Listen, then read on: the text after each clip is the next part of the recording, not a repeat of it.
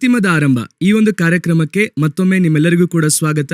ನಾವು ಕಳೆದ ಸಂಚಿಕೆಗಳಲ್ಲಿ ಅನೇಕ ವಿಷಯಗಳ ಕುರಿತಾಗಿ ನೋಡಿದ್ವಿ. ಅದರಲ್ಲೂ ಕೂಡ ಮುಖ್ಯವಾಗಿ ನೋಹನ ಕುರಿತಾಗಿ ಅನೇಕ ವಿಷಯಗಳನ್ನು ನಾವು ಕೇಳಿ ತಿಳಿದುಕೊಂಡ್ವಿ. ಈ ಒಂದು ಸಂಚಿಕೆಯಲ್ಲಿ ಬಹಳ ವಿಶೇಷವಾಗಿ ನಿಮ್ಮಲ್ಲಿ ಈ ಒಂದು ಕಾರ್ಯಕ್ರಮವನ್ನು ನೋಡುತ್ತಾ ಇರುವಂಥ ಅನೇಕರು ಅನೇಕ ಪ್ರಶ್ನೆಗಳನ್ನು ಕೇಳಿದ್ದೀರಾ.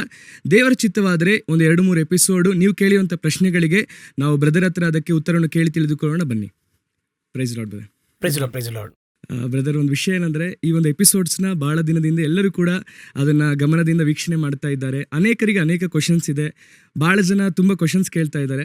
ಸೊ ಅದರಲ್ಲಿ ದೇವ್ರ ಚಿತ್ತವಾದರೆ ಇವತ್ತು ಹಾಗೂ ಮುಂದಿನ ಎಪಿಸೋಡನ್ನು ನಾವು ಕೆಲವೊಂದು ಕ್ವಶನ್ ಆನ್ಸರ್ ಆಗಿ ನಾವು ಮಾಡೋಣ.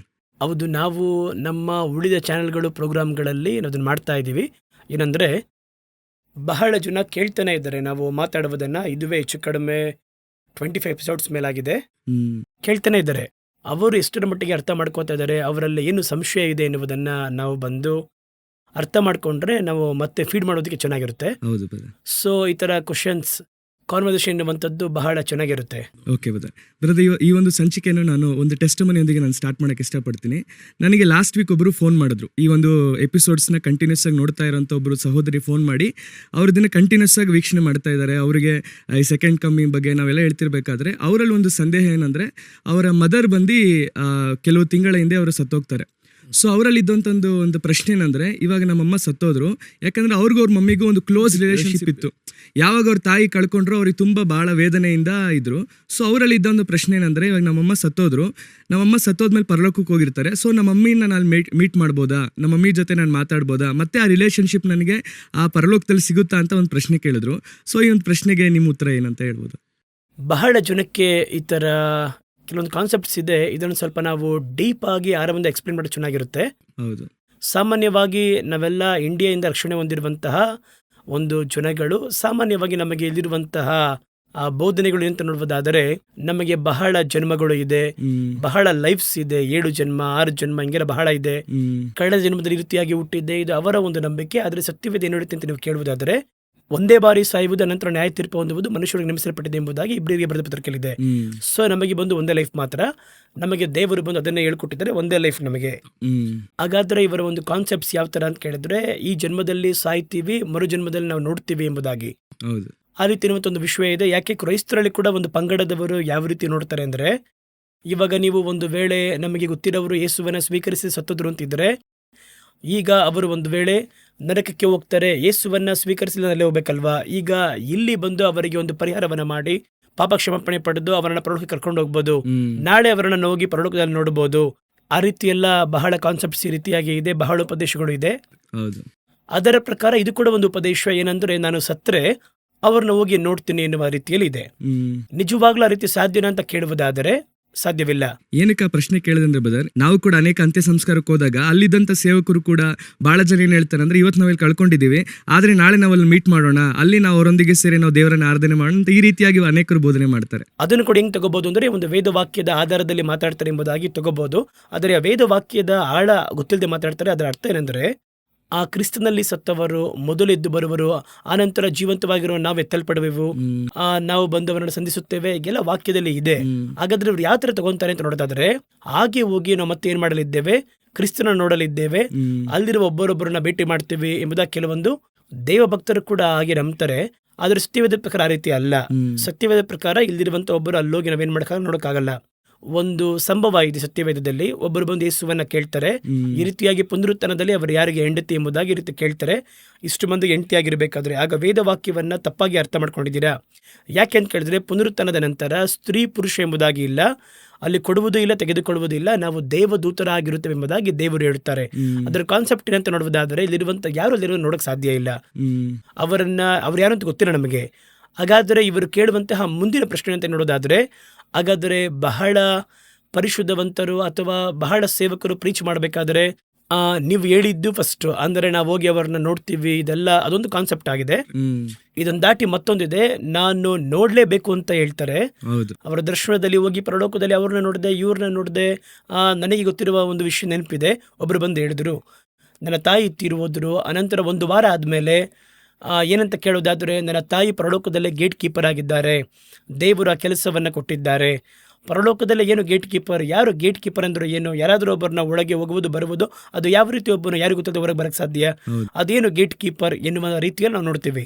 ಹಾಗಾದ್ರೆ ಇದೆಲ್ಲ ಏನು ಅಂತ ನೋಡುವುದಾದರೆ ಇವರ ಆಳವಾದ ಮನಸ್ಸಲ್ಲಿ ಮುಂಚಿತವಾಗಿ ಈ ಬೋಧನೆಗಳು ಕೊಡಲ್ಪಟ್ಟಿದೆ. ಅದಕ್ಕೆ ಏನ್ ಹೇಳ್ತಾರೆ ಅಂದ್ರೆ ಬ್ರದರ್, ಈಗ ನಾವು ಬೈಬಲ್ ನೋಡ್ತೀವಿ, ಶ್ರೀಮಂತ ಬಂದು ಅಬ್ರಹಾಂ ಲಾಜರ್ ಅನ್ನು ನೋಡ್ತಾನೆ.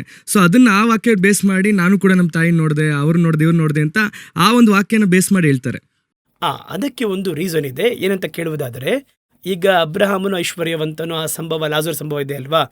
ಆ ಲಾಜರನ್ನ ಕರ್ಕೊಂಡೋಗಿ ಅಬ್ರಹಾಮನ ಮಡಿಯಲ್ಲಿ ಬಿಟ್ಟರು, ಆ ರೀತಿ ಇದೆ ಅಲ್ವಾ? ಈಗ ಈ ಸಂಭವ ಯೇಸು ಹೇಳ್ಬೇಕಾದ್ರೆ ಐಶ್ವರ್ಯವಂತನು ಲಾಜರ್ ಇವರೆಲ್ಲ ಬಂದು ಅವಾಗಿದ್ದವರು. ಆದರೆ ಅಬ್ರಹಾಂ ಎನ್ನುವರು 2,000 ವರ್ಷ ಹಿಂದೆ ಇದ್ದವರು, ಯೇಸು ಕ್ರಿಸ್ತನಿಗಿಂತ ಮುಂಚೆ 2,000 ಹಿಂದೆ ಇದ್ದವರು. ಈಗ ಈ ಲಾಜರನಿಗೆ ಅಬ್ರಹಾಂ ಗೊತ್ತಾಗ್ತಾನ? ಹಾಗಾದ್ರೆ ಅಬ್ರಹಾಮನಾಗಿರ್ಲಿ. ನಾನೇನ್ ಹೇಳ್ತೀನಿ ಅಂದ್ರೆ, ಅಬ್ರಹಾಮನು ಶಿರಣ ಮಾರ್ಪಟ್ಟಿಲ್ಲ, ಅವರು ಅಬ್ರಹಾಮನಿಗೆ ಇರ್ಲಿ. ಲಾಜರನ್ನ ಕರ್ಕೊಂಡು ಹೋಗ್ಬಿಟ್ರೆ ಅದು ಅಬ್ರಹಾಂ ಅಂತ ಗೊತ್ತಾ ಅವನಿಗೆ? ಇಲ್ವಾ? ತಿಳಿಯುವುದಕ್ಕೆ ಅವಕಾಶವಿಲ್ಲ. 2,000 ವರ್ಷ ಹಿಂದೆ ಇದ್ದವರವರು. ಹಾಗಾದ್ರೆ ಕಾನ್ಸೆಪ್ಟ್ ಏನಂದ್ರೆ, ಸ್ಪಿರಿಚುವಲ್ ಆಸ್ಪೆಕ್ಟ್ ಅಲ್ಲಿ ನೋಡಬೇಕು. ಏನರ್ಥ ಅಂದ್ರೆ, ಯೇಸು ಹೇಳುವ ಸ್ಪಿರಿಚುವಲ್ ಆಸ್ಪೆಕ್ಟ್ಸ್ ಅಲ್ಲಿ ಅದರ ಹಿಂದೆ ಇರುವಂತಹ ಸ್ವಭಾವ ಬೇರೆ. ಎರಡನೇದಾಗಿ ಮತ್ತೊಂದೇನೆಂದ್ರೆ, ಯೇಸು ಕ್ರಿಸ್ತನ ಮರಣಕ್ಕಿಂತ ಮುಂಚಿತವಾಗಿರುವಂತಹ ಸಂಭವ, ಮರಣದ ನಂತರ ಇರುವ ಸಂಭವ ಡಿಫ್ರೆಂಟ್. ಇದನ್ನ ಇನ್ನೂ ನೀವು ಅರ್ಥ ಮಾಡ್ಕೋಬೇಕು ಅಂದ್ರೆ, ಆದಾಮನು ಹಣ್ಣನ್ನು ತಿನ್ನುವುದಕ್ಕಿಂತ ಮುಂಚೆ ಇರುವಂತಹ ಕಾನ್ಸೆಪ್ಟ್, ಆದಾಮನು ಹಣ್ಣನ್ನು ತಿಂದ ನಂತರ ಇರುವ ಕಾನ್ಸೆಪ್ಟ್ ಎಲ್ಲವೂ ಡಿಫ್ರೆಂಟ್. ಉದಾಹರಣೆಯಾಗಿ, ಆದಾಮನು ಹಣ್ಣನ್ನು ತಿನ್ನುವುದಕ್ಕೆ ಹಿಂದೆ ಇದ್ದಂತಹ ಪರಿಸ್ಥಿತಿ ಬೇರೆ. ಅವರಿಗೆ ಆಗ ಮರಣ ಇಲ್ಲ, ಈಗ ಮರಣವಿದೆ. ಆದಾಮನು ಹಣ್ಣು ತಿನ್ನುವುದಕ್ಕಿಂತ ಮುಂಚೆ ಇದ್ದ ಆಹಾರ ಬೇರೆ, ಆ ಮರದ ಹಣ್ಣನ್ನು ತಿಂದ ನಂತರ ಇರುವ ಆಹಾರ ಎನ್ನುವುದು ಬೇರೆ. ದೇವರು ಮಾರ್ಪಡಿಸ್ತಾರೆ. ಅದಕ್ಕಿಂತ ಮುಂಚೆ ಎಲ್ಲ ಮರದ ಹಣ್ಣು ತಿನ್ಬೋದು ಅಂತ ಹೇಳಿದ್ರು. ಈ ಸ್ಥಳದ ನೋಡುವುದಾದರೆ, ವ್ಯವಸಾಯ ಮಾಡಿ ಅದರಿಂದ ಬರುವ ಬೆಳೆನ ತಿನ್ಬೇಕು ಅಂತ ಹೇಳ್ತಾರೆ. ಹಣ್ಣು ತಿನ್ನುವುದಕ್ಕಿಂತ ಮುಂಚೆ ಇದ್ದಂತಹ ಆದಾಮನ ಕಾನ್ಸೆಪ್ಟ್, ಅವರು ಅವ್ವಳನ್ನು ನೋಡುವಾಗ ನಾರಿ ಅಂತ ನೋಡಿದ್ರು, ಹಣ್ಣು ತಿಂದ ನಂತರ ನಾರಿ ಅಂತ ನೋಡ್ಲಿಲ್ಲ, ಅವ್ವಳು ಅಂತ ನೋಡ್ತಾರೆ. ಅದೇ ರೀತಿ ಒಂದೊಂದು ಡಿಫರೆನ್ಸ್ ಇದೆ. ಹಣ್ಣು ತಿನ್ನುವುದಕ್ಕಿಂತ ಮುಂಚೆ ಯಾಕಿದು ನಿಮಗೆ ಹೇಳ್ತಾ ಇದ್ದೀನಿ ಇವಾಗ ಅಂತ ನೋಡಿದ್ರೆ, ಯೇಸು ಕ್ರಿಸ್ತನು ಬಂದು ಮರಣ ಹೊಂದಿ ಪುನರುತ್ಥಾನ ಹೊಂದಿದ ನಂತರ ಈ ಆದಾಮನು ಕಳಕೊಂಡ ಎಲ್ಲವನ್ನ ಪಡ್ಕೊಂಡ್ರು. ಸೊ ಆ ಕಾನ್ಸೆಪ್ಟ್ ನ ಅಡಿಯಲ್ಲಿ ಇದನ್ನ ನೋಡ್ಬೇಕು. ಇವರು ಎರಡನೇ ಆದಾಮನು.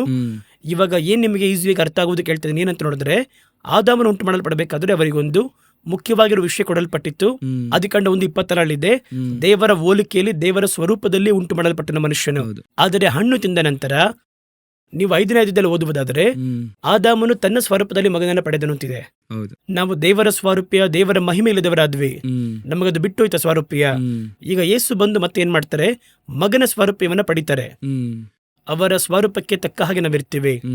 ಹಾಗಾದ್ರೆ ಯೇಸು ಕ್ರಿಸ್ತನ ಬರುವವರೆಗೂ, ಅಬ್ರಹಾಮರಿಂದ ಆದಾಮನ ನಂತರ ಇದ್ದವರಿಂದ ಯೇಸು ಬಂದು ಮರಣ ಹೊಂದುವವರೆಗೂ ಅಷ್ಟು ಮಂದಿ ಸತ್ತರು. ಅವರ ಶರೀರ ಇರುವುದಿಲ್ಲ, ಅದು ಮಣ್ಣಲ್ಲಿ ಮಣ್ಣಾಗುತ್ತೆ. ಆದರೆ ಅವರಿಗಿರುವಂತಹ ಮನುಷ್ಯ ಸ್ವರೂಪಿ ಅವರ ಮೇಲಂತ ಗುರುತು ಮಾರ್ಪಡ್ಲಿಲ್ಲ. ಇನ್ನವರು ಅಬ್ರಹಾಂ ಆಗೇ ಇದ್ದಾರೆ, ಐಶ್ವರ್ಯವಂತನಾಗಿದ್ದಾರೆ, ಲಾಜರ್ ಆಗಿದ್ದಾರೆ, ಮೋಶೆ ಆಗಿದ್ದಾರೆ, ಎಲಿಯ ಆಗಿದ್ದಾರೆ, ಹಳೆ ಒಡಂಬಡಿಕೆಲ್ಲ ಹಾಗೆ ಇರ್ತಾರೆ. ಯೇಸು ಸತ್ತು ಪುನರುತ್ಥಾನ ಹೊಂದಿದಾಗ ಕಳೆದನ್ನ ಕಾಪಾಡುವ ಹಾಗೆ ಮನುಷ್ಯ ಕುಮಾರನು ಬಂದನು. ಹಾಗಾದ್ರೆ ಯೇಸು ಸ್ವಾಮಿ ಏನಕ್ಕೆ ಬಂದ್ರು ಅಂದ್ರೆ, ಆದಾಮ ಇದನ್ನೆಲ್ಲ ಕಳ್ಕೊಂಡು ಅದನ್ನೆಲ್ಲ ಪಡ್ಕೊಳ್ಳುವ ಹಾಗೆ. ಆದಾಮ ಏನ್ ಕಳ್ಕೊಂಡ? ದೇವರ ಸ್ವರೂಪಿಯ, ಅದನ್ನ ಕಳ್ಕೊಂಡಾಯ್ತು. ಅದನ್ನ ಕಳ್ಕೊಂಡ ನಂತರ ಅದು ಯೇಸು ಮತ್ತೆ ಅದನ್ನ ಪಡಿತಾರೆ ಮರಣದಲ್ಲಿ. ಹಾಗಾದ್ರೆ ಮನುಷ್ಯನ ಸ್ವರೂಪಕ್ಕೆ ತಕ್ಕಾಗಿ ಮಾರ್ಪಡ್ತೀವಿ. 1 ಯೋಹಾನ 3:1-2 ವಾಕ್ಯದಲ್ಲಿ ಓದುತ್ತೇವೆ, ಪ್ರಿಯರಾದವರೇ, ನಾವೀಗ ದೇವರ ಮಕ್ಕಳಾಗಿದ್ದೇವೆ. ಇನ್ನು ಯಾವ ರೀತಿ ಇರ್ತೀವಿ ಅಂತ ಹೇಳಿದ್ರೆ ಬಹಿರಂಗವಾಗಲ್ಲ. ಹಗರಣವರು ಬರಬೇಕಾದ್ರೆ ಅವರಿರುವ ರೂಪದಲ್ಲಿ ನಾವು ಅವರ ದರ್ಶನ ಮಾಡುವಾಗೆ ಅವರಿಗೆ ತಕ್ಕ ಹಾಗಿರ್ತೀವಿ. ಹಾಗಾದ್ರೆ ಅರ್ಥ ಏನಂತ ಹೇಳಿದ್ರೆ, ಈಗ ನಾವಿರುವ ರೀತಿಯಲ್ಲ, ಅವರು ಬರಬೇಕಾದ್ರೆ ಅವರ ಹಾಗೆ ಇರ್ತೀವಿ. ಹಾಗಾದ್ರೆ ಪರಲೋಕದಲ್ಲಿ ನಾವು ಕ್ರಿಸ್ತನಂತಾನೆ ಇರ್ತೀವಿ, ಎಲ್ಲರೂ ಅವರ ಸ್ವರೂಪದಲ್ಲಿ ಇರ್ತೀವಿ, ಅವರ ಹಾಗೆ ನಾವು ಕಾಣಲ್ಪಡ್ತೀವಿ. ಯಾಕೆಂದ್ರೆ ನಾವು ಉಂಟು ಮಾಡಲ್ಪಟ್ಟಿದ್ದು ಗಾಡ್ಸ್ ಇಮೇಜ್ ನಲ್ಲೇ. ತಂದೆ ಬಂದು ಒಬ್ಬರಾಗಿದ್ದಾರೆ, ಆದಿಯಲ್ಲಿ ದೇವರು ಒಬ್ಬರೇ, ಕರ್ತನು ಒಬ್ಬನೇ. ಅವರು ಯಾಕೆ ಭೂಮಿಯ ರೆಡಿ ಮಾಡಿ ಅದರಲ್ಲಿ ಮನುಷ್ಯನೊಡ ತಂದಿಡಬೇಕು ಅಂತ ಕೇಳೋದಾದ್ರೆ, ಅವರ ಸ್ವರೂಪಕ್ಕೆ ತಕ್ಕಾಗಿ ಒಂದು ರೂಪಿಸಬೇಕು, ಅದು ಅವರ ಒಂದು ಆಸೆ. ಆದರೆ ಅದನ್ನ ಮನುಷ್ಯನು ಬಂದು ಆ ಸ್ವಾರೂಪ್ಯವನ್ನ ಕಳ್ಕೊಂಡ, ಮತ್ತೆ ತನ್ನ ಮಗನನ್ನ ಕಳುಹಿಸಿ ಆ ಸ್ವಾರೂಪ್ಯವನ್ನ ಪಡಿತಾರೆ. ಹಾಗಾದ್ರೆ ಮತ್ತೆ ಪರಲೋಕಕ್ಕೆ ಹೋದ್ಮೇಲೆ ಎಲ್ಲರೂ ಯೇಸು ಕ್ರಿಸ್ತನ ಸ್ವಾರೂಪಕ್ಕೆ ತಕ್ಕಾಗಿರ್ತೀವಿ. ಆದ್ದರಿಂದ ಕನ್ನಡಿಯಲ್ಲಿ ಅವರನ್ನ ಕಾಣುವ ರೀತಿಯಲ್ಲಿ, ಈಗ ನೀವು ಕನ್ನಡಿಯಲ್ಲಿ ಹೋಗಿ ನಿಮ್ಮ ನೋಡ್ಬೇಕಾದ್ರೆ ನೀವು ತಾನೇ ಕಾಣಿಸ್ಬೇಕು. ಆದ್ರೆ ಬೈಬಲ್ ಹೇಳುತ್ತೆ ಕನ್ನಡಿಯಲ್ಲಿ ನೀವು ನಿಂತರೆ ಯೇಸು ಕಾಣಿಸ್ತಾರಂತೆ. ಯಾಕೆ ಅಂತ ಹೇಳಿದ್ರೆ, ಸ್ಪಿರಿಚುವಲಿ ನಾನು ಆ ರೀತಿ ಮಾರ್ಪಟ್ಟು ಕ್ರೈಸ್ಟಾಗಿ ಮಾರ್ಪಡಬೇಕು, ಆ ಸ್ವರೂಪಕ್ಕೆ ಬರಬೇಕು. ಹಾಗಾದ್ರೆ ಒರಿಜಿನಲ್ ಕಾಪಿ ಕ್ರೈಸ್ಟ್, ಇದೆಲ್ಲ ಫೋಟೋ ಕಾಪಿ, ನಾವೆಲ್ಲ ಫೋಟೋ ಕಾಪಿ. ಈಗ ನಾವೇನ್ ಮಾಡ್ತಾ ಇದೀವಿ ಅಂತ ನೋಡೋದಾದ್ರೆ, ಈ ಒರಿಜಿನಲ್ ಕಾಪಿ ತರ ಮಾರ್ಪಡ್ತಾ ಇದೀವಿ. ಹೆವನ್ ನಲ್ಲಿ ಒರಿಜಿನಲ್ ಕಾಪಿಯಾಗಿ ಮಾರ್ಪಡುತ್ತೆ, ಒರಿಜಿನಲ್ ಕಾಪಿಗೆ ಸಂಭವ ಮಾರ್ಪಡುತ್ತೆ. ಅವಾಗೆಲ್ಲ ಏನಾಗುತ್ತೆ ಅಂತ ಕೇಳಿದ್ರೆ, ನಾವೆಲ್ಲ ಕ್ರಿಸ್ತನ ಸ್ವರೂಪದಲ್ಲಿ ಇರ್ತೀವಿ, ಯಾರು ಗೊತ್ತಾಗಲ್ಲ. ಇದು ಫಸ್ಟ್ ಪಾಯಿಂಟ್. ಎರಡನೇ ಪಾಯಿಂಟ್ ಏನಂದ್ರೆ, ನಮ್ಮ ಎಲ್ಲರ ಸರಿ ಹಿಂಗಾಯ್ತು, ವಿಶ್ವನ ಮಾರ್ಪಡಿಸಾಯ್ತು, ವಿಶ್ವ ಬಂದು ಕ್ರೈಸ್ತರ ಮಾರ್ಪಟ್ರು, ಸ್ವಾರೂಪ್ಯದಲ್ಲಿ ಮಾರ್ಪಟ್ರು, ಪರಲೋಕಕ್ಕೆ ಹೋಗಾಯ್ತು. ಈಗ MDG ಕೂಡ ಬಂದಾಯ್ತು, ಸರಿನಾ? ಈಗ ನಿಮ್ಮ ಗುರುತನಿಟ್ಟನ್ನು ಕಂಡುಹಿಡಿಯೋಕೆ ಸಾಧ್ಯ ಇಲ್ಲ, ಯಾಕಂದ್ರೆ ನಾವು ಯಾವ ರೀತಿ ಮಾರ್ಪಟ್ಟಿದ್ದೀರಾ? ಕ್ರಿಸ್ತನಂತೆ ಮಾರ್ಪಟ್ಟಿದ್ದೀರಾ. ಈಗ ನಮ್ಮನ್ನು ಕಂಡುಹಿಡಿಯೋದಕ್ಕೆ ಮತ್ತೊಂದು ದಾರಿ ಇದೆ. ನಾವು ಬಂದು, ನೀವು ರಕ್ಷಣೆ ಹೊಂದಕ್ಕಿಂತ ಮುಂಚೆ ಸಿನಿಮಾ ನೋಡಿದ್ದೀರಾ? ನೋಡಿದ್ದೀನಿ. ಸಿನಿಮಾಗೆಲ್ಲ ಹೋಗಿದ್ದೀರಾ ನೀವು? ಹೌದು. ಆ ಸಿನಿಮಾ ನೋಡೋದಾದ್ರೆ ಕಳೆದು ಹೋದ ಅಣ್ಣನ ಕಂಡುಹಿಡಿಯೋದಕ್ಕೆ, ಕಳೆದು ಹೋದ ಫ್ಯಾಮಿಲಿ ಕಂಡುಹಿಡಿಯೋದಕ್ಕೆ ಒಂದು ಫ್ಯಾಮಿಲಿ ಸಾಂಗ್ ಅಂತ ಇಟ್ಟಿರ್ತಾರೆ. ಆ ರೀತಿಯಲ್ಲಿ ಕಾನ್ಸೆಪ್ಟ್ ಇತ್ತು. ಆ ರೀತಿಯಾಗಿ ನಿಮ್ಮನ್ನ ಕಂಡುಹಿಡಿಯೋದಕ್ಕೆ ಇನ್ನೊಂದು ದಾರಿ ಇದೆ. ಏನಂದ್ರೆ, ನಿಮ್ಮ ಹೆಸರು ವಿಶ್ವ, ನೀವು ರಿಜಿಸ್ಟರ್ಡ್ ಆಗಿದ್ದಾರೆ ವಿಶ್ವ ಅಂತ. ಸೊ ಅಲ್ಲಿ ಬಂದು ಹಿಡಿದು ಯಾರಪ್ಪ ವಿಶ್ವ ಅಂತ ಕೇಳಿದ್ರೆ ಆಟೋಮೆಟಿಕ್ ಆಗಿ ಯಾವ್ದೊಂದು ಸ್ಥಳದಲ್ಲಿ ನೀವು ತಿರುಗಿ ನೋಡ್ತೀರಾ. ನಾನು ಹೇಳ್ತಿರೋದು ಲೋಕರೀತಿಯಾಗಿರುವಂತ ಕಾನ್ಸೆಪ್ಟ್. ಪರಲೋಕದಲ್ಲಿ ಬಂದು ವಿಶ್ವ ಅಂತ ಇವಾಗ ನಾನು ಕ್ರಿಸ್ತಿನೋ ಇಲ್ವೋ, ಇವಾಗ ಸಹೋದರ ಇದ್ದಾರೆ, ನಿಮ್ಮ ವೈಫ್ ಇದ್ದಾರೆ, ನನ್ನ ಮನೆಯವರು ನೋಡ್ಬೇಕು ಎಂಬುದಾಗಿ ಒಂದು ಭಾವನೆ ಇತ್ತು ಅಂತ ಇಟ್ಕೊಳ್ಳಿ. ಆಗ ಅವರು ಬಂದು ವಿಶ್ವ ನನ್ನ ಮನೆಯವರ ಹೆಸರು ಹೇಳಿ ಕ್ರಿಸ್ತಾ ಇದ್ದೀನಿ ಅಂತ ಇಟ್ಕೊಳ್ಳಿ. ಹಿಂಗೆ ಆಟೋಮೆಟಿಕ್ ಪರಲೋಕ ತಿರುಗಿ ನೋಡುತ್ತಾನೆ. ಹಾಗಾದ್ರೆ ನಮ್ಮ ಕಂಡುಹಿಡಿಬಹುದಲ್ವಾ? ನಿಮಗೆ ಗೊತ್ತಲ್ವಾ ನನ್ನ ಯಾರು ಕರೀತಿದ್ದಾರೆ ಎಂಬುದಾಗಿ. ಆದ್ರೆ ನಾವೇನ್ ಮಾಡ್ತಾರೆ, ನನ್ನ ಹೆಸರನ್ನ ಮಾರ್ಪಡಿಸ್ತಾರೆ. ನಾನು ಹೊಸ ಹೆಸರನ್ನ ಕೊಡುತ್ತೇನೆ, ಸೊ ನಿಮ್ಮ ಇಮೇಜ್ ಅಲ್ಲಿ ಇರುವುದಿಲ್ಲ, ನಿಮ್ಮ ಹೆಸರು ಇರುವುದಿಲ್ಲ. ಇದೆಲ್ಲ ದಾಟಿ ಸರಿ, ಇದೆಲ್ಲ ಓಕೆ, ಒಳಗೊಳಗೆ ಆ ಭಾವನೆ ಇರುತ್ತಲ್ವಾ ಅಂತ ನೀವು ಕೇಳುವುದಾದರೆ ರೋಮ 12:2 ಹೇಳ್ತಾರೆ, ಮನಸ್ಸು ಹೊಸದಾಗುವುದರಿಂದ ರೂಪಾಂತರವಾಗಿರಿ, ನಿಮ್ಮ ಹೃದಯವೇ ನ್ಯೂ ಆಗಿ ಮಾರ್ಪಡುತ್ತೆ. ಇನ್ನೊಂದೇನಾದ್ರೆ ಬ್ರದರ್, ಈಗ ಇಷ್ಟೊತ್ತೆಲ್ಲ ನಾವು ಮಾತಾಡಿದ್ದು ಇದೆಲ್ಲ ಎಮೋಷನ್ಸ್ ಸಂಬಂಧಪಟ್ಟಿದ್ದು. ಒಂದು ರಿಲೇಶನ್ಶಿಪ್ ಆಗಿರ್ಬೋದು, ಒಂದು ಸಂಬಂಧ ಆಗಿರ್ಬೋದು, ಎಲ್ಲವೂ ಕೂಡ ಇದು ಸಂಬಂಧಕ್ಕೆ ಭಾವನೆಗಳಿಗೆ ಅನುಗುಣವಾಗಿರೋದ್ರಿಂದ ಈ ಭಾವನೆ ಎಮೋಷನ್ಸ್ ಎಲ್ಲ ಪರಲೋಕದಲ್ಲಿ ನಾವು ನೋಡಕ್ಕಾಗಲ್ಲ ಅಲ್ವಾ? ಅದೇನೆ ಇವಾಗ ಏನಂದ್ರೆ, ಫಸ್ಟ್ ಬೇಸಿಕ್ ಆಗಿ ಇವರಿಗೆ ಅರ್ಥ ಆಗಿದ ವಿಷಯವನ್ನು ಹೇಳ್ಬೇಕು. ಇವರು ಈ ರೀತಿ ಎಲ್ಲ ಯೋಚನೆ ಮಾಡ್ತಾರಲ್ವಾ, ಅದಕ್ಕೆ ನಾನು ಹೇಳ್ತಾ ಇದ್ದೀನಿ, ಇದು ಕೂಡ ಪರಲೋಕ ಉತ್ತರವನ್ನು ಕೊಟ್ಟಿಟ್ಟಿದೆ. ಅಲ್ಲಿ ನಿಮಗೆ ಹೆಸರಿರಲ್ಲ, ನಿಮ್ಮ ಇಮೇಜ್ ಇರುವುದಿಲ್ಲ, ನಿಮ್ಮ ಮನಸ್ಸು ಇರುವಂತಹ ಮನಸ್ಸು ಹೊಸದಾಗಿ ರೂಪಾಂತರ ಆಗ್ತೀರಾ. ನೀವು ಭೂಮಿಯಲ್ಲಿ ಇದ್ದಾಗ ಎಲ್ಲಾ ಕಾರ್ಯಗಳು ಕೂಡ ಹೊಸದಾಗಿ ಅಲ್ಲಿ ಮಾರ್ಪಟ್ಟಿರುತ್ತಲ್ಲಿ. ಸರಿನಾ? ಬೇರೆ ಸ್ಥಳಕ್ಕೆ ಹೋಗಿದ್ದೇವೆ. ಇವಾಗೆಲ್ಲ ಇದನ್ನ ದಾಟಿ ಫೈನಲ್ ಆಗಿ ನಾನು ಹೇಳುವುದು, ಭೂಮಿಗೆ ಸಂಬಂಧಪಟ್ಟ ಯಾವ ಭಾವನೆ ನಿಮಗಿರಲ್ಲ. ನೀವು ಬಂದು ಕ್ರಿಸ್ತನಿಗೆ ಸಮವಾಗಿ ಮಾರ್ಪಟ್ಟಿರ್ತೀರಾ. ಆ ರೀತಿ ಇರಬೇಕಾದ್ರೆ ನೀವು ಹೇಗೆ ಮತ್ತೊಬ್ಬರನ್ನ ನೋಡ್ತೀರಾ? ಇಲ್ವಾ? ಸರಿ, ಇದೆಲ್ಲ ವಾಕ್ಯದ ಪ್ರಕಾರ, ಡಾಕ್ಟರಿನ್ ಪ್ರಕಾರ ಇಲ್ಲಿ ಇರುವಂತಹ ಯಾರು ಅಲ್ಲಿ ಹೋಗಿ ಅವ್ರನ್ನ ನೋಡಕ್ಕಾಗಲ್ಲ. ಈಗ ಇವ್ರೇನ್ ಕೋತಾರೆ ಅಂತ ಹೇಳಿದ್ರೆ, ಅಯ್ಯೋ ನನ್ನ ತಾಯಿ ನೋಡಕ್ಕಾಗಲ್ವಾ, ನಮ್ಮ ಅಪ್ಪನ ನೋಡಕ್ಕಾಗಲ್ವಾ? ಈ ಒಂದು 50 ವರ್ಷ ಸಂಬಂಧ ಅದು ಇಷ್ಟೇ ಅಲ್ವಾ? ಆದ್ರೆ ಅವ್ರ ತಾಯಿ ಇರ್ತಾರೆ, ಅವರ ತಾಯಿಗೆ ಇರ್ತಾರೆ. ಹಾಗಾದ್ರೆ ಒಬ್ಬೊಬ್ರು ಅವ್ರ ತಾಯಿನಲ್ಲಿ ಹುಡುಕ್ತಾ ಇರ್ತಾರೆ ಅಲ್ಲಿ, ಇಲ್ವಾ? ನಮಗೇನಂತ ಹೇಳಿದ್ರೆ, ಈಗ ಸ್ವಲ್ಪ ದಿನಕ್ಕೆ ನಾನು ಇನ್ನೊಮ್ಮೆಗೆ ಒಂದು ಹೆಜ್ಜೆ ಮೇಲೋಗಿ ಹೇಳ್ತೀನಿ ನೋಡಿ, ಒಂದು 10 ವರ್ಷ ಆಯ್ತು ಬರುವಿಕೆ ತಡವಾಗುವುದಾದ್ರೆ ಇವರ ತಾಯಿನ ಮರ್ತೋಗ್ತಾರೆ. ಹೌದು, ಖಂಡಿತ ಬದರ್. ಯಾಕಂದ್ರೆ ಆ ಪೇನ್ ಬಂದು ಏನಿರುತ್ತೆ ಅಂದ್ರೆ, ಸ್ಟಾರ್ಟಿಂಗ್ ಒಂದು 3 days ಇರುತ್ತೆ, 1 ವರ್ಷ ಇರುತ್ತೆ, ದಿನಗಳು ಕಳೀತಾ ಆ ಪೇನ್ ನಾವು ಮರ್ತು ಬಿಡ್ತೀವಿ ನಾವು. ಹಾಗಾದ್ರೆ ದಿನ ಕಳೀತಾ ಆಟೋಮೆಟಿಕ್ ಆಗಿ ಏನಾಗುತ್ತೆ, ಅವರು ಆ ಕಾರ್ಯವನ್ನ ಮರ್ತೋಗ್ತಾರೆ. ಸರಿನಾ?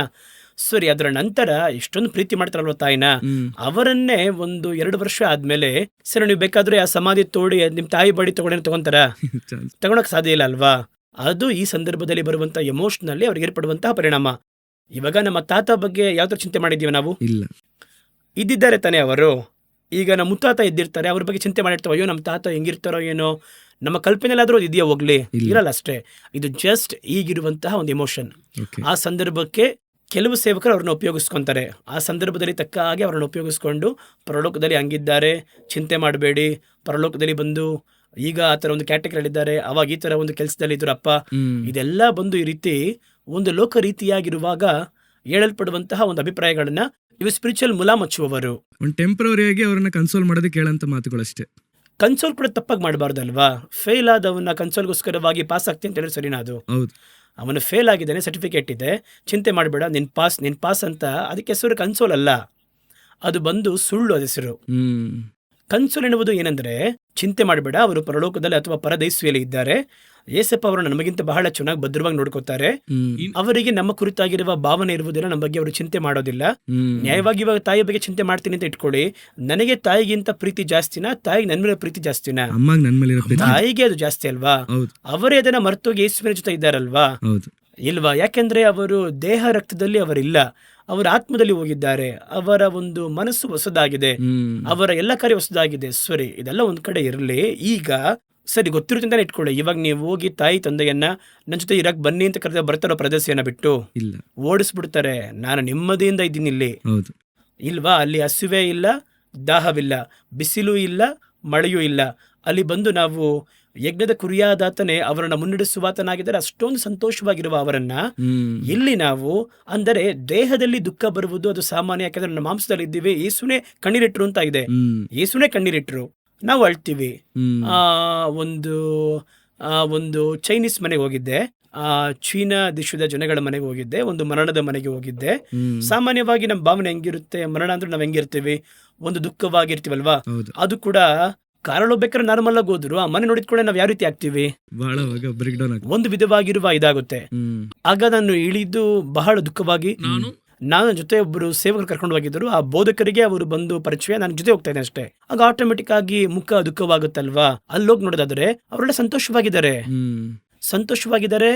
ಆಗ ಇವರು ಹೋಗಿ ಐ ಆಮ್ ಸಾರಿ ಅಪ್ಪ ಹಿಂಗಾಯ್ತಲ್ಲ ಅಂತ ಹೇಳಿದ್ರೆ ಅವರು come on man, my father went to heaven ಅಂತ ಅವ್ರು ಹೇಳ್ತಾ ಇದ್ದಾರೆ. ಕಮ್ ಹ್ಯಾವ್ ಸಮ್ ಕಾಫಿ ಅಂತ ಕರಿತಾ ಇದ್ದಾರೆ. ಆ ಮನೆ ಸಂತೋಷವಾಗಿದೆ. ಅಲ್ಲಿ ನನಗೆ ಅದನ್ನ ನೋಡ್ಬೇಕಾದ್ರೆ ಇದು ಆಕ್ಚುಯಲಿ ಬೈಬಲ್ ಇದನ್ನೇ ಹೇಳುವಂತದ್ದಾಗಿದೆ. 1 ಥೆಸಲೋನಿಕ 4:13 ಸಹೋದರರೇ, ಸತ್ತವರ ಕುರಿತಾಗಿ ನೀವು ಅರಿವಿಲ್ಲದೆ ಇರುವುದು ನನಗೆ ಇಷ್ಟ ಇಲ್ಲ ಎಂಬುದಾಗಿ ಪೌಲ ಹೇಳ್ತಾನೆ. ನೀವು ದುಃಖ ಪಡಬೇಡಿ, ಆದರೆ ದುಃಖ ಇದೆ. ಹಾಗಾದ್ರೆ ಅವರು ಮತ್ತೆ ಬರ್ತಾರೆ. ಈ ಮಾತುಗಳಿಂದ ಒಬ್ಬರನ್ನೊಬ್ಬರು ಸಂತೈಸಿಕೊಳ್ಳಿರಿ. ಸಂತೈಸುವುದು ಹೆಂಗೆ ಅಂದ್ರೆ ಆದರಣೆ ಅಲ್ವಾ, ಸಂತೈಸುರಿ ಅಂತ ಅರ್ಥ. ಸೊ ಇದನ್ನ ಅವ್ರು ಏನ್ ಮಾಡ್ತಾರೆ ಅಂತ ಹೇಳಿದ್ರೆ ಲಿಟ್ರಲ್ ಆಗಿ ಪ್ರಾಕ್ಟಿಕಲ್ ಆಗಿ ಆ ಮನೆಯವರದನ್ನ ಮಾಡಿ ನಾನು ನೋಡಿದೆ. ನನಗೊಂದು ಭಾವನೆ, ಇವಾಗ ನಾವು ಅದೇ ರೀತಿ ಇರಬೇಕು. ನಾವು ಮನೇಲಿ ಯಾರು ಸತ್ರು ನಾವು ಯಾವ ರೀತಿ ಮಾಡಬೇಕು, ಸಂತೋಷ ಪರಲೋಕ ಹೋಗಿದೆ ಅಂತ ಕಳಿಸ್ಕೊಡ್ಬೇಕೆಲ್ಲ ಇತ್ತು. ನನ್ನ ತಾಯಿ ಒಂದಿನ ಕ್ರಿಸ್ತನಲ್ಲಿ ನಿದ್ರೆ ಹೋದ ಕೂಡಲೇ ನಾನು ಅವತ್ತು ಮನೇಲಿ ಎಲ್ಲ ಹೊರಗಡೆ ಸೇವೆಗೆ ಅಂತ ಹೋಗಿದ್ದೆ. ಬಂದು ನೋಡಿದ ಕೂಡಲೇ ನನಗೆ ಸಹಿಸಕ್ಕಾಗ್ಲಿಲ್ಲ. ಯಾಕೆಂದ್ರೆ ಅಮ್ಮ ಆಗ ನಮ್ಮ ಎಮೋಷನಲ್ ಎನ್ನುವುದು ಬೇರೆಯ ಸಂದರ್ಭದಲ್ಲಿ ಏನೇ ಸತ್ಯವನ್ನ ಕೇಳಿದ್ರು ಅಳಬಾರ್ದು, ಎಲ್ಲ ನಿಜವೇ. ಆದರೆ ಆ ಸ್ಥಳದಲ್ಲಿ ಹತ್ರ ಮಾತ್ರ ನೀವು ಮನುಷ್ಯ. ಒಂದು ಸ್ಥಳದಲ್ಲಿ ನಾವು ಮಾರ್ಪಟ್ವಿ. ಆ ಒಂದು ಸ್ಪಾಟ್, ಆ ಒಂದು ಪ್ರೆಸೆಂಟ್ ಸಿಚುಯೇಷನ್ ನಾವು ಅಳ್ತೀವಿ. ಅಮ್ಮನ ಕರ್ಕೊಂಡು ಹೋಗಿ ಸಮಾಧಿ ಒಳಗೆ ಇಡ್ತಾ ಇದ್ದಾರೆ. ಏನ್ ಮೈಂಡ್ ಬರ್ತಾ ಇದೆ ಅಂದ್ರೆ ಇನ್ನು ಮುಂದೆ ಅಮ್ಮ ಅಂತ ನನ್ನ ಈ ಭೂಮಿಲಿ ಯಾರು ಇಲ್ಲ. ಯಾಕೆಂದ್ರೆ 50 ವರ್ಷದಿಂದ ಜೊತೆಗಿದ್ದವರವರು ಇವತ್ತು ಅವರಿಲ್ಲ ಎಂಬುದನ್ನು ನೋಡ್ಬೇಕಾದ್ರೆ ಆ ಒಂದು ಬೇರ್ಪಡಿಸುವಿಕೆ, ಅದು ಎಮೋಷನಲ್. ಅದು ಆ ಒಂದು ಕಾಲಘಟ್ಟದಲ್ಲಿ ಮಾರ್ಪಡುತ್ತೆ, ಒಂದು ಸ್ಥಳದಲ್ಲಿ ಅರ್ಥ ಉಂಟಾಗುತ್ತೆ. ನನ್ನ ಜೊತೆ ಇದ್ದಂತಹ ಕಾಲಘಟ್ಟಕ್ಕಿಂತ ನನ್ನ ತಾಯಿಯಲ್ಲಿ ಸಂತೋಷವಾಗಿದ್ದಾರೆ. ಈಗ ನನ್ನ ಮಕ್ಕಳು ಬಂದು ಅಯ್ಯೋ ಈ ರೀತಿಯಾಗಿ ಅಜ್ಜಿ ಒಟ್ಟೋದ್ರಲ್ಲ ಎಂಬುದಾಗಿ ಹೇಳ್ಬೇಕಾದ್ರೆ ನಾನು ಹೇಳ್ತಿದ್ರೆ ಅಂದ್ರೆ ನಮ್ಮ ಜೊತೆ ಇರುವ ಕಾಲದವರೆಗೂ ಅವ್ರು ಯಾವಾಗ ಸಂತೋಷನೋ ಅವ್ರು ನಮ್ಮ ಜೊತೆ ಇದ್ರು. ಇನ್ನು ಮುಂದೆ ನಮ್ಮ ಜೊತೆ ಅವರು ಸಂತೋಷವಾಗಿರುವುದಿಲ್ಲ. ಆದ್ದರಿಂದ ಪರಲೋಕ ಇವಾಗ ಏನ್ ಮಾಡಿದೆ, ಅವ್ರನ್ನ ತೆಗೆದುಕೊಂಡು ದೇವ್ರು ಏನ್ ಮಾಡ್ತಾರೆ ಅಂದ್ರೆ ನಾನು ಪ್ರತ್ಯೇಕ ಕಾಲದವರೆಗೂ ಇದೇ ನಿನಗೆ ಬೆಸ್ಟ್ ಟೈಮ್. ಇವಾಗ ನೀವು ಬಂದು ಇಡ್ಲಿನೋ ದೋಸೆನೋ ಬೇಯಿಸ್ತೀರಾ, ಅದನ್ನ ಹಾಗೆ ತೆಗೆದುಕೊಂಡ್ರೆ ಅದು ಇಟ್ಟು ಒಂದು ಪ್ರತ್ಯೇಕ ಸಮಯ ಬರುವವರೆಗೂ ದೋಸೆಗಳಲ್ಲಿ ಏನಿರಬೇಕು, ಬೇಯಬೇಕು. ಆದ್ರೆ ಆ ಒಂದು ಅಳತೆಯನ್ನ ಮೀರಿ ನೀವು ಬೇಯಿಸೋರು ಏನಾಗುತ್ತದು, ಕರಗಿ ಹೋಗುತ್ತೆ ಅಷ್ಟೇ. ಅದಾದ್ಮೇಲೆ ಅದನ್ನು ಊಟ ಮಾಡೋಕ್ಕಾಗಲ್ಲ, ವೇಸ್ಟ್ ಆಗಿ ಹೋಗುತ್ತೆ. ಅಷ್ಟೇ ನಮ್ಮ ಆತ್ಮ ಅಷ್ಟೇ. ದೇವರು ಒಂದು ಪೀರಿಯಡ್ನಲ್ಲಿ ನಮ್ಮನ್ನು ಇಟ್ಟರ ಬಂದು ಬಿಟ್ಟರು, ಇದೇ ಭೂಮಿಯಲ್ಲಿ ನಮ್ಮನ್ನು ರೂಪಿಸಿದ್ರು, ರೆಡಿ ಮಾಡಿದ್ರು. ಒಳ್ಳೆ ಹದ ಬಂದಾಗ ಇನ್ನು ಮುಂದೆ ಅದು ಪರಲೋಕಕ್ಕೆ ರೆಡಿಯಾಗಿದೆ ಅಂತ ಹೇಳಿದ ಕೂಡಲೇ ತಗೊಂಡ್ ಮೇಲೆ ಹೋಗ್ಬಿಡ್ತರು. ಇನ್ನೊಂದೇನಂದ್ರೆ ಬ್ರದರ್, ನೀವು ಹೇಳಿದ ಮೇಲೆ ನನಗೊಂದು ವಿಷಯ ಏನಂದ್ರೆ, ಇವಾಗ ಬೇರೆ ಲೋಕದವ್ರಿಗೂ ನಮಗೂ ಇರೋಂಥ ಡಿಫ್ರೆನ್ಸ್ ಏನಂದ್ರೆ, ನಮಗೆ ಡೆತ್ ಆದ್ಮೇಲೆ ಒಂದು ಹೋಪ್ ಇದೆ, ಅವರಿಗೆ ಹೋಪ್ ಇಲ್ಲ. ಆ ಒಂದು ಟೈಮಲ್ಲಿ ಯಾವಾಗ ಇನ್ ಕೇಸ್ ನಮ್ಮ ತಾಯಿನೋ ಯಾರೋ ಸತ್ತೋದ್ರು ಅಂತ ಹೇಳಿದ್ರೆ ಬೇರೆಯವ್ರಿಗೆಲ್ಲ ಹೋಪ್ ಇಲ್ಲ, ನಮ್ಗೊಂದು ಹೋಪ್ ಇದೆ, ನಮ್ಮ ತಾಯಿನೋ ಯಾರೋ ಒಬ್ರು ಒಳ್ಳೆ ಬೆಟರ್ ಪ್ಲೇಸ್ಗೆ ಹೋಗಿದ್ದಾರೆ ಅಂತ. ಸೊ ನಾವು ಒಂದು ಪರ್ಟಿಕ್ಯುಲರ್ ಟೈಮ್ನ ಬೇರೆಯವರಿಗೆ ನಾವೇನು ಮಾಡ್ಬೋದು, ಅದನ್ನೊಂದು ಗಾಸ್ಪಲ್ ಕೂಡ ಟೈಮಲ್ಲಿ ನಾವು ಹೇಳ್ಬೋದು. ಯಾಕೆಂದ್ರೆ ನಾನು ಏನಕ್ಕೆ ಸಂಭವ ಹೇಳಿದೆ ಅಂದರೆ, ನಾನು ಕೂಡ 2 years ಬ್ಯಾಕ್ ನನ್ನ ತಾಯಿನ ಕಳ್ಕೊಂಡೆ. ಅವಾಗ ಹಾಸ್ಪಿಟಲ್ ಇದ್ದಾಗ 7 days ನಮ್ಮ ಮಮ್ಮಿ ICU ಇದ್ರು. ಸೊ ಆ ಟೈಮಲ್ಲಿ ಇನ್ನೊಬ್ರು ಕೂಡ ICU ಆಕ್ಸಿಡೆಂಟ್ ಆಗಿ ಅವ್ರ ಮಗ ಸಿಚುವೇಶನ್ ಕೂಡ ಕ್ರಿಟಿಕಲ್ ಆಗಿತ್ತು.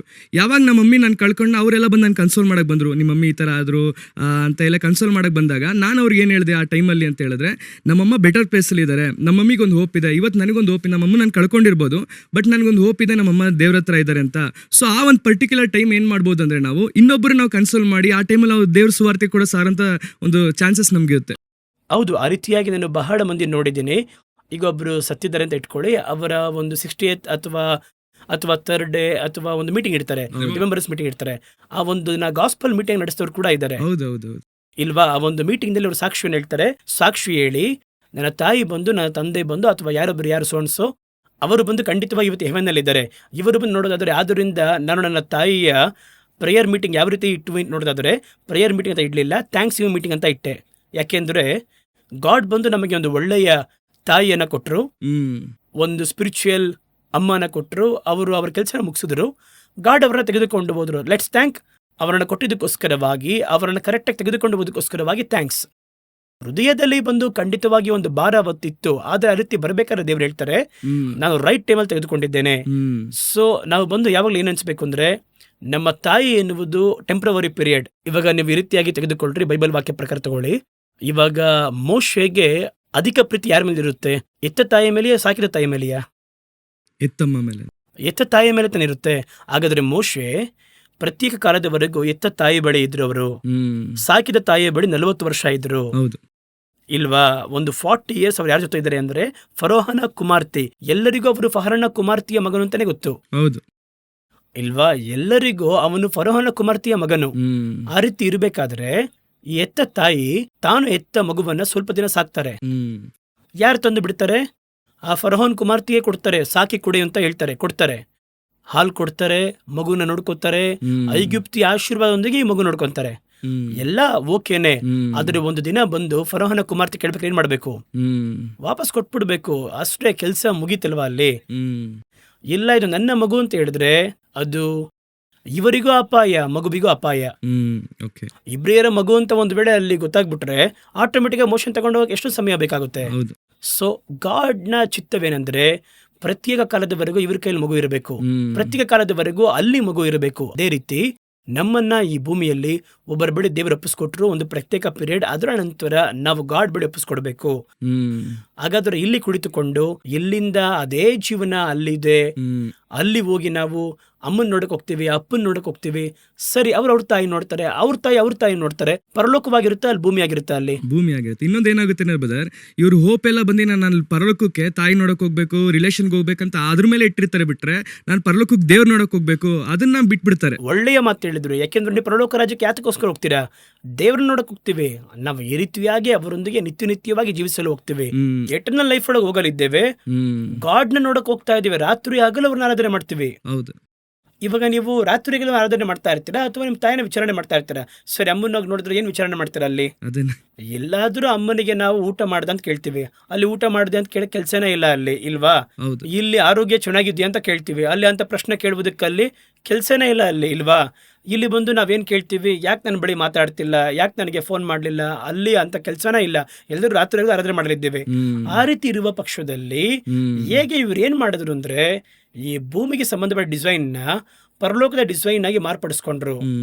ಆದ್ದರಿಂದ ಸತ್ಯವೇದ ಹೇಳುತ್ತೆ, ನಮಗೆ ಅವರು ನೇಮಿಸಿರುವಂತವುಗಳನ್ನ ಕಣ್ಗಳು ಕಾಣಲು ಇಲ್ಲ, ಕಿವಿಗಳು ಕೇಳಲು ಇಲ್ಲ. ಅದನ್ನ ಆತ್ಮದಲ್ಲಿ ದೇವರು ಪ್ರಕಟಿಸಿದ್ದಾರೆ. ಸೊ ಸ್ಪಿರಿಚುವಲ್ ವರ್ಲ್ಡ್ ಅದು.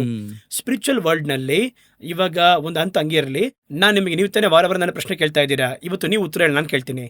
ಯೇಸು ಹೇಗಿರ್ತಾರೆ ಪರಲೋಕದಲ್ಲಿ? ಫ್ಲೆಶ್ ಅಲ್ಲಿ ಇರೋದಿಲ್ಲ, ಫ್ಲೆಶ್ ಅಲ್ಲಿ ಇಲ್ಲ. ನನ್ನ ಪ್ರಶ್ನೆ ಏನಂದ್ರೆ, ಇವಾಗ ಇಲ್ಲಿ ಯೇಸು ಅಂತ ಒಂದು ಫೋಟೋನ ನೋಡ್ತೀರಲ್ವಾ? ಹೌದು. ಈ ಫೋಟೋದಲ್ಲಿ ಇರುವವರನ್ನ ತಾನೇ ಅಲ್ಲಿ ಹುಡ್ಕೊಂಡು ಹೋಗ್ತೀರಾ ನಿಮ್ಮ ಮೈಂಡ್ ಸೆಟ್ ನಲ್ಲಿ? ಇರ್ತೀರ ಹಂಗೆ? ಆ ಫೋಟೋದಲ್ಲಿ ಇರೋರು ಇರೋದೇ ಇಲ್ಲ, ಇಲ್ವಾ? ಹೆಂಗ್ ನೀವು ಹೇಳ್ತೀರಾ ಅಂತ ನೀವು ಕೇಳಿ, ನೀವು ನೋಡಿದ್ದೀರ ಅಂತ ಕೇಳಿದ್ರೆ ನಾನ್ ನೋಡೋದ್ ಬೇಕಾಗಿಲ್ಲ. ಪ್ರಕಟಣೆ ಪ್ರಬಂಧಕರಂತ 1ನೇದಲ್ಲಿ ಓದ್ ನೋಡ್ರಿ. ಸರಿನಾ? ಇವರಿಟ್ಟುಕೊಂಡಿರುವಂತಹ ಬೇಸಿಗೆ ವ್ಯಕ್ತಿನಂತದ್ರಲ್ಲಿ ಏನಂತ ನೋಡೋದಾದ್ರೆ, ಇವರೆಲ್ಲರೂ ಒಂದು ಬ್ಲ್ಯಾಕ್ ಹೇರ್ ಇಂದ ಒಬ್ಬರನ್ನ ಇಟ್ಕೊಂಡಿದಾರಲ್ವಾ? ಅಲ್ಲಿ ಯೇಸು ಕ್ರಿಸ್ತನ ನೋಡುವುದಾದರೆ ವೈಟ್ ಹೇರ್ ಅಲ್ಲಿ ಇದಾರೆ. ಅಲ್ಲಿ ಅವರ ತಲೆ ಬಿಳಿ ಉಣ್ಣೆಯಂತೆಯೋ ಇತ್ತು. ಇವಾಗ ಇವರು ಬ್ಲ್ಯಾಕ್ ಹೇರ್ ಅಲ್ಲಿ ಇರೋರ್ನೇ ಉಟ್ಕೊಂಡು ಹೋಗ್ತಾ ಇದ್ದಾರೆ. ಅವರು ವೈಟ್ ಹೇರ್ ಅಲ್ಲಿ ತಾನೇ ಇದ್ದಾರೆ. ಹೆಂಗ್ ಕಂಡು ಹಿಡಿತೀರಾ ಅವ್ರನ್ನ? ನಾನು ಹೇಳಿದ್ದು ನಮ್ಮ ಅರ್ಥೈಸಿಗೋಸ್ಕರವಾಗಿ ಹೇಳ್ತಾ ಇದ್ದೇನೆ. ಸ್ಪಿರಿಚುವಲ್ ಆಗಿ ಹುಡುಕಕ್ಕೆ ಹೋಗಲ್ಲ ನಾವು. ನೋಡಿದ ಕೂಡ ಆತ್ಮದಲ್ಲಿ ಗೊತ್ತಾಗುತ್ತೆ ಇವರು ಯೇಸು ಅಂತ ಗೊತ್ತಾಗುತ್ತೆ. ಅವರನ್ನು ಬಿಟ್ಟರೆ ಬೇರೆ ಯಾರು ಕಾಣಿಸೋದಿಲ್ಲ. ಅವರು ಮಾತ್ರ ಕಾಣಿಸೋದಿಲ್ಲ ಪರಲೋಕದಲ್ಲಿ. ಅದು ಬೇರೆ ಕಾನ್ಸೆಪ್ಟ್. ಅದು ನಾನು ಹೇಳುವುದು, ನೀವು ಬ್ಲ್ಯಾಕ್ ಹೇರ್ ಒಬ್ಬರನ್ನ ನೋಡಿ, ಒಂದು ದಾಡಿಯೊಂದಿಗೆ ಮೀಸೆಯೊಂದಿಗೆ ನೋಡಿ. ಇವಾಗ ಕ್ರೈಸ್ಟ್ಗಳಲ್ಲಿ ದಾಡಿ ಮೀಸೆ ಇಲ್ಲ. Spiritual body. ಇವಾಗ ನೀವು ಹುಡುಕೋದ್ರೆ ಸಿಗ್ತಾರಾ? ಇಲ್ಲ. ಇಷ್ಟೇ ನಿಮ್ಮ ಬಂಧು ಬಳಗ ಕೂಡ. ಕ್ರೈಸ್ತನ್ನೇ ನೀವು ಆದ್ದರಿಂದಲೇ ಒಂದೇ ಒಂದು ಸಾಲಲ್ಲಿ ಬಹಳ ಸುಂದರವಾಗಿ ಪೌಲ ಮುಗಿಸಿದ್ದಾರೆ. ಇನ್ನು ಮುಂದೆ ಕ್ರಿಸ್ತನ ದೇಹದಲ್ಲಿ ನೋಡೋದಿಲ್ಲ. ಇನ್ನು ಮುಂದೆ ಕ್ರೈಸ್ತನ್ನ ನಾವು ಅಲ್ಲಿ ಹೋಗಿ ಮರಿಯಳ ಕುಮಾರನ ಹಾಗೆ, ಬಡಿಗನ ಮಗನಾಗಿ, ಪ್ರವಾದಿಯಾಗಿ ನಾವು ಹುಡುಕಿ ಹೋಗುವುದಿಲ್ಲ. ನಾವು ಕ್ರಿಸ್ತನನ್ನ ಅಂದ್ರೆ ದೇವರ ಕುಮಾರನ ನೋಡಲಿದ್ದೇವೆ. ಹಾಗಾದ್ರೆ ಮರಿಯಳ ಮಗನಂದ್ರೆ ಒಂದು ವೇಳೆ ಮರಿಯಳ ಸ್ವಾರೂಪ್ಯ ಸ್ವಲ್ಪ ಇರುತ್ತೆ, ತಾಯಿಯ ಸ್ವಾರೂಪ್ಯ ಬರೋಕೆ ಅವಕಾಶ ಇದೆ ಇಲ್ವಾ? ಖಂಡಿತವಾಗಿ ಯೋಸೇಫನ ಸ್ವಾರೂಪ್ಯ ಬರಲ್ಲ, ಯಾಕಂದ್ರೆ ಯೋಸೇಫ ಇರೋಕ್ಕೆ ಸಾಧ್ಯ ಇಲ್ಲ. ಅನಂತರ ಬಡಿಗನ ಮಗನು ಅಂದ್ರೆ ಏನರ್ಥ ಅಂತ ಹೇಳಿದ್ರೆ, ಅವರು ವರ್ಕ್ ಮಾಡ್ತಾರಲ್ವಾ, ಆ ಸ್ವಾರೂಪ್ಯ ಬರುವುದಕ್ಕೆ ಸಾಧ್ಯತೆ ಇದೆ. ಒಂದು ಡಾಕ್ಟರ್ ಅಂತ ಹೇಳಿದ್ರೆ ಅವರ ನಡೆ ಭಾವನೆ ಎಲ್ಲ ಗೊತ್ತಾಗುತ್ತೆ. ಅವರ ಡಾಕ್ಟರ್, ಒಂದು ವಕೀಲ ಅಂತ ನೋಡಿದ ಕೂಡಲೇ ಅವರ ಆರ್ಗ್ಯುಮೆಂಟ್ ಅಲ್ಲಿ ಗೊತ್ತಾಗುತ್ತೆ ಅವರ ಒಂದು ವಕೀಲ ಅಂತ. ಅದೇ ರೀತಿ ಬಡಿಗನು ಅಂತ ಹೇಳಿದ್ರೆ ಆಕ್ಟಿವಿಟಿ ಅಂತ ಗೊತ್ತಾಗುತ್ತೆ, ಬಡಿಗನಾಗಿ ಕಾಣಿಸ್ತಾರೆ. ಸರಿ, ಅದನ್ನ ದಾಟಿ ಒಬ್ಬ ಪ್ರವಾದಿ, ಇವರೊಬ್ಬ ಸೇವಕರು, ಯೆರೆಮೀಯ, ಸ್ನಾನಿಕ ಅಂತ ಯೋವನ ಹೇಳ್ತಾರೆ ಆ ಸ್ಥಳದಲ್ಲಿ. ಸೊ ಯಾವ ಸ್ವಾರೂಪ್ಯದಲ್ಲಿ ಹುಡುಕಿದ್ರೆ ಯೇಸು ಕಾಣಿಸಲ್ಲ. ಹೆವನ್ಲಿ ವಿಷನ್, ಹೆವನ್ಲಿ ಇಮೇಜ್ ಹೆಂಗಿರುತ್ತೆ ಅಂತ ನೀವು ಕೇಳೋದಾದ್ರೆ, ಅವರ ತಲೆ ಕೂದಲು ಬಿಳಿ ಉಣ್ಣೆಯಂತೆಯೂ ಕಣ್ಗಳು ಬೆಂಕಿಯ ಉರಿಯಂತೆಯೂ ಇಲ್ವಾ, ಅವರ ಕಾಲುಗಳು ಕುಲುಮೆಗೆ ಹಾಕಿದ ತಾಮ್ರದಂತೆ. ಈ ಒಂದು ಡಿಸೈನ್ ಒಂದಿಗೆ, ಈ ಒಂದು ಇಮೇಜ್ ನಲ್ಲಿ ನೀವು ಒಬ್ಬರನ್ನ ಲೈಫ್ ನಲ್ಲಿ ಕಲ್ಪನೆ ಮಾಡಕ್ ಸಾಧ್ಯನೇ ಇಲ್ಲ, ಇಲ್ವಾ. ಅನಂತರ 4ನೇ ಅಧ್ಯಾಯ ಹೇಳುತ್ತೆ, ಅವರು ನೋಡುವುದಕ್ಕೆ ಪದ್ಮರಾಗ ಪುಷ್ಪರಾಗದಂತೆ, ನೀಲಸ್ಫಟಿಕ ಪಚ್ಚೆ ಅಂತಲೇ ಹೇಳ್ತಾರೆ, ಸ್ಯಾರಡೇಸ್ ಅಂಡ್ ಜಾಸ್ಪರ್ ಅಂತ ಇರುತ್ತೆ ಇಂಗ್ಲಿಷ್ ನಲ್ಲಿ. ಅದು ಹೇಗೆ ಒಬ್ಬರನ್ನ ಹೆಂಗ್ ನೋಡ್ತೀರಾ ಆ ರೀತಿ, ಹೆಂಗ್ ಕಾಣಿಸ್ತಾರೆ ಹಂಗೆ. ಹಾಗಾದ್ರೆ ನೀವು ಕನ್ಫರ್ಮ್ ಆಗಿ ಮಾಂಸದ ಪ್ರಕಾರ ಕ್ರೈಸ್ತನ ಅರಿಯಲ್ಲ, ಸ್ಪಿರಿಚುವಲ್ ಆಗಿರಲಿದ್ದಾರೆ. ನೀವು ಇದರೊಂದಿಗೆ ಅವ್ರನ್ನ ಹುಡುಕಿದ್ರೆ ಸಿಗೋದಿಲ್ಲ, ಅವರೇ ಸಿಗುವುದಿಲ್ಲ. ಹಾಗಾದ್ರೆ ನಿಮ್ ತಂದೆ ತಾಯಿ ಹೆಂಗ್ ಸಿಗ್ತಾರಲ್ಲಿ, ಹೆಂಗೆ ಬಂಧು ಬಳಗದವ್ರು ಸಿಗ್ತಾರೆ?